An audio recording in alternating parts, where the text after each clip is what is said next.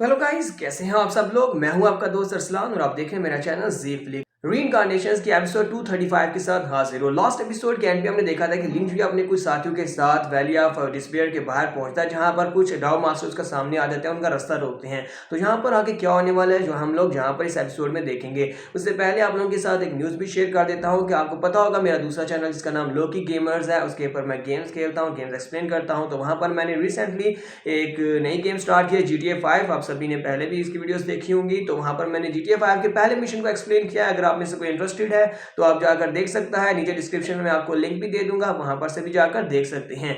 तो GTA 5 के जितने बाकी के सारे मिशन हैं उन सभी को खेल खेल कर मैं एक्सप्लेन करूंगा। तो आप लोग वहां पर अगर देखना चाहें तो जाकर देख सकते हैं। और अगर आपके कोई दोस्त हैं जो कि गेमर्स हैं तो आप लोगों को भी लिंक सेंड कर सकते हैं ताकि वो लोग भी इसको ज्वाइन कर सकें। Thank you. तो गाइस, कैसे हैं आप सब लोग। लास्ट एपिसोड के एंड पे हमने देखा था कि हमारा लिन जुई अपने साथियों के साथ वैली ऑफ अबिस के बाहर पहुंचता है। जैसे ही वो वैली ऑफ डिस्पेयर के बाहर पहुंचता है तो वहां पर 4 डॉग मास्टर्स का इंतजार कर रहे होते हैं। मास्टर सैंक्टियन उनसे कहते हैं, मास्टर तादगाता लिन जुई, तुम लोग यहाँ पर क्या कर रहे हो, तुम्हारा यहाँ पर क्या काम है। मास्टर तादगाता उन लोगों से कहता है कि हम लोग यहाँ पर तुम्हें इस बारे में क्यों बताएं कि हम लोग यहाँ पर क्या कर रहे हैं, चलो यहाँ से दफा हो जाओ, हमारा रास्ता मत रोको। मास्टर सैंक्टियन उनसे कहता है कि हम लोग यहाँ पर सुप्रीम कमांडर के ऑर्डर है। मास्टर बाइलू ने हमें कहा था कि हम लोग यहाँ पर रुके और जो भी यहाँ पर आए हम लोग यहीं पर रुके, क्योंकि हम लोग किसी को भी अंदर जाने नहीं दे सकते। तुम में से कोई भी अंदर नहीं जा सकता क्योंकि इस वक्त मास्टर बाइल और बाकी एम्परर्स अंदर हैं। लिन जुई यहाँ पर ये सोच रहा होता है कि मुझे काफी ज्यादा अजीब लग रहा है कि ये 4 मास्टर्स यहाँ पर क्या कर रहे हैं, क्योंकि 10,000 वापिस एम्परर से निमटना उस अकेले का काम तो नहीं है। फिर वो वहाँ पर सिर्फ और सिर्फ 2 डार्क मास्टर्स को अंदर लेकर गया है, जबकि उसने यहाँ पर बाकी के सभी को यहाँ पर छोड़ दिया। 4 डार्क मास्टर्स उसने यहाँ पर छोड़ दिया। क्या उसे नहीं लगता कि यहाँ पर इतनी सारी फोर्सेस को बाहर छोड़ना होगा। उसने इन 4 मास्टर्स को हमें रोकने के लिए यहाँ पर क्यों छोड़ा है। मुझे लगता है कि यहाँ पर और ना कुछ कॉन्स्पिरेसी तो चल रही है। लगता है कि एम्परर बाइलू के पास जीतने का कोई ना कोई तरीका जरूर होगा, जिसकी वजह से वो अकेले वहां पर चला गया है 10,000 वाबिस से फाइट करने के लिए। मास्टर ज़ूजू उन लोगों से कहते हैं, मास्टर तादगाता और इसके साथ साथ लिन जुई, तुम दोनों ने यहाँ पर इंसानी रेस को धोखा दिया। इंसानी रेस को धोखा देने के बाद तुम लोग यहाँ पर अब डिस्पेयर के अंदर जाकर 10,000 वाबिस टेम्पलर के साथ हाथ मिलाना चाहते हो। इसी वजह से तुम दोनों ने यहाँ पर बहुत ज्यादा गलत किया है, जिसकी वजह से तुम लोग धोखेबाज और तुम लोग गद्दार हो। तुम्हें यहाँ पर सजाए मौत दी जाती है। लोग यहाँ पर तुम्हें मारने के लिए खड़े हैं। मास्टर कैंगजान उन लोगों से कहता है कि वहाँ पर जो छोटे लड़के हैं, यानी कि लिटिल बुद्धा और उसके साथ साथ स्वर्ड सैपल है, उन दोनों से मैं निपटूंगा, बाकी के सभी लोगों को तुम संभाल लेना। तो जीजू उन लोगों से कहता है कि ठीक है ली सैंक्टियन, तुम जाओ जाकर ब्लेड मास्टर से फाइट करो, यानी मास्टर तादगाता से फाइट करो। और ज़ूजू से कहता है, ज़ूजू तुम जाओ जाकर स्वर्ड सैपल से फाइट करो, एम्परर शी से जाकर फाइट करो। और वो उनसे कहता है कि बाकी के सभी को मैं संभाल लेता हूँ, मैं जाकर लिन जुई से फाइट करता हूँ। कहते हैं ठीक है मास्टर, जैसा तुमने कहा बिल्कुल वैसे ही करते हैं। तो जीजू जो कि तीसरे नंबर पर सबसे ज्यादा पावरफुल इंसान है, वो लिन जुई के सामने जाकर खड़ा हो जाता है। तुम्हारा लिन जुई कहता है, जीजू मैंने तुम्हारे बारे में काफी कुछ सुना है। मैंने तुम्हारे बारे में सुना है कि मास्टर टियानजन और एम्परर बाइलू के बाद तीसरे नंबर पर तुम सबसे ज्यादा पावरफुल एम्परर हो। चलो देखते हैं क्या ये बात वाकई में सच है या नहीं। जीजू से कहता है, लड़के क्या तुम्हें लगता है कि तुम यहाँ पर मुझे हरा सकते हो। तुमने कैंगजान के साथ फाइट की, कैंगजान को हरा दिया, इस बात का मतलब ये है कि तुम मुझसे भी फाइट करके मुझसे भी हरा सकते हो। मैं यहाँ पर इस पूरे टियानमो में तीसरा पावरफुल इंसान हूँ। जीजू से कहता है, क्या वाकई में, क्या तुम्हें लगता है कि मैं यहाँ पर तुम्हें नहीं हरा सकता, क्या तुम्हें लगता है कि मैं यहाँ पर तैयारी करके नहीं आया। ये बात सुनने के बाद जीजू अंदर से सोच रहा होता है, लड़का हर बार किसी न किसी ट्रिक को यूज करता है। जी यहाँ पर बड़ी कॉन्फिडेंस के साथ बात कर रहा है, कहीं ऐसा तो नहीं है कि ये लड़का वाकई में यहाँ पर तैयारी करके आया और इसके पास कोई ऐसा ट्रम्प कार्ड हो सकता है जिससे ये मुझे यहाँ पर हरा सकता है।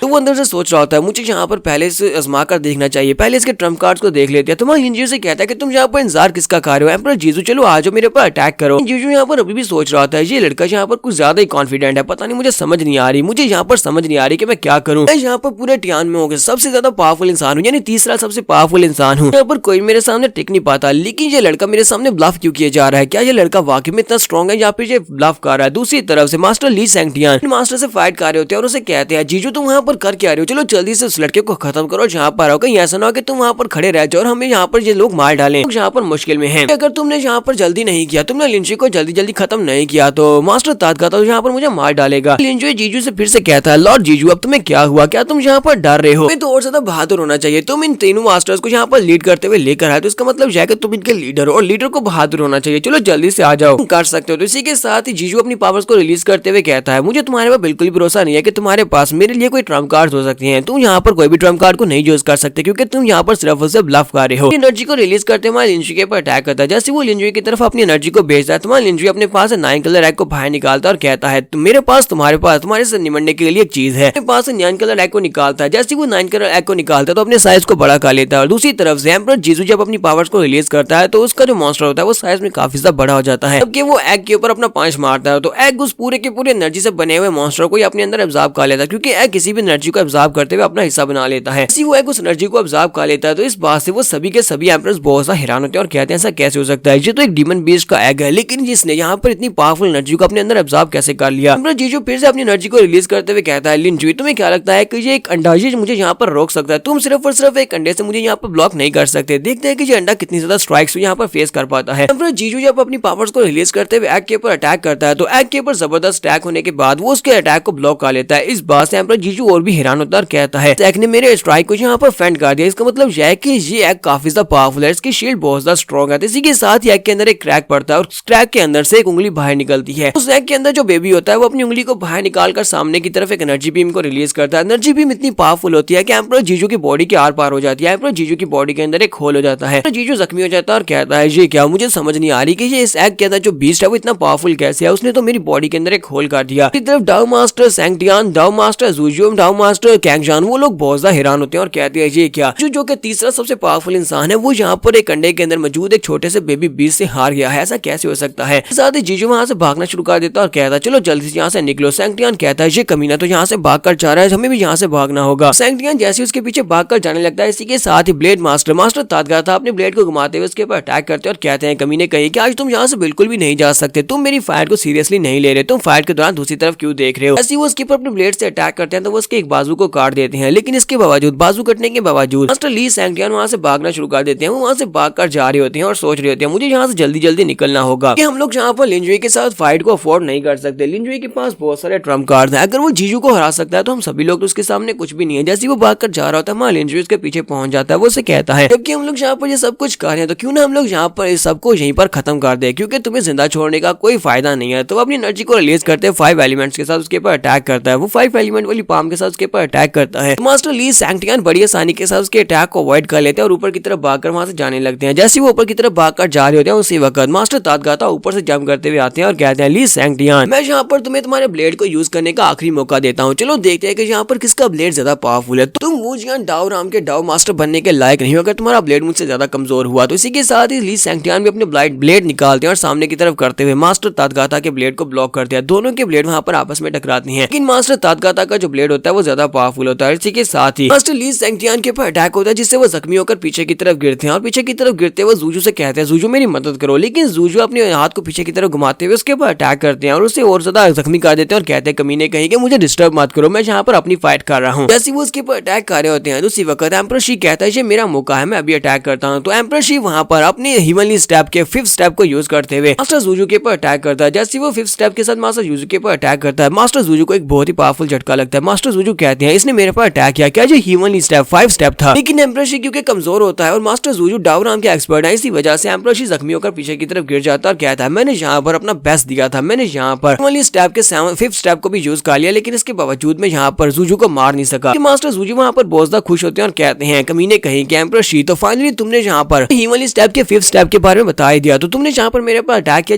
जिससे मैंने इसको सीख लिया, मुझे पता चल गया है कि हिमनली स्टेप के 5th स्टेप को कैसे परफॉर्म करना है। जबकि दूसरी तरफ मास्टर तादगाता अपने ब्लेड को घुमाते हुए ली सैंगटियन के ऊपर फाइनल ब्लो देते हुए कहते हैं कि तुमने मेरे किलिंग हार्ट बुद्धा के बहुत सारे डिसाइपल्स को मार डाला और उन सभी का बदला मैं तुमसे आज लेने वाला हूँ। उसके ऊपर ब्लेड से अटैक करते हैं तो वो फाइनल ब्लो होता है और इसी के साथ ही ली सैंगटियन मर जाता है। जबकि दूसरी तरफ मास्टर जूजू कहते हैं, ली सैंगटियन मर चुका है, मुझे एम्परर शी को अपने साथ लेकर यहाँ से निकलना होगा, क्योंकि उसके पास हिमनली स्टेप के बाकी के स्टेप्स हैं। 5th स्टेप तो मैंने सीख लिया और बाकी के सभी स्टेप्स वो मुझे बताएगा। तो वो उसे अपनी तरफ खींचते हैं और कहते हैं, चलो इसे लेकर यहाँ से निकलते हैं। वो उसे अपनी तरफ खींचने होते वक्त लिन जुई आता है और आकर एम्परर शी को उठा लेता है और उसे कहता है, जूजू क्या तुम्हें लगता है कि तुम एम्परर शी को अपने साथ यहाँ से लेकर जा सकते हो? कोशिश अच्छी थी, लेकिन तुम यहाँ पर उसे बिल्कुल भी नहीं लेकर जा सकते, क्योंकि तुम भी यहाँ पर मरने वाले हो। तो यहाँ पर हम लोग अपनी एपिसोड 235 का एंड करेंगे। एपिसोड की एक्सप्लेनेशन अच्छी लगी हो तो कमेंट करके जरूर बताइएगा। चैनल को सब्सक्राइब कर दें, वीडियो को लाइक और शेयर कर दें। शुक्रिया।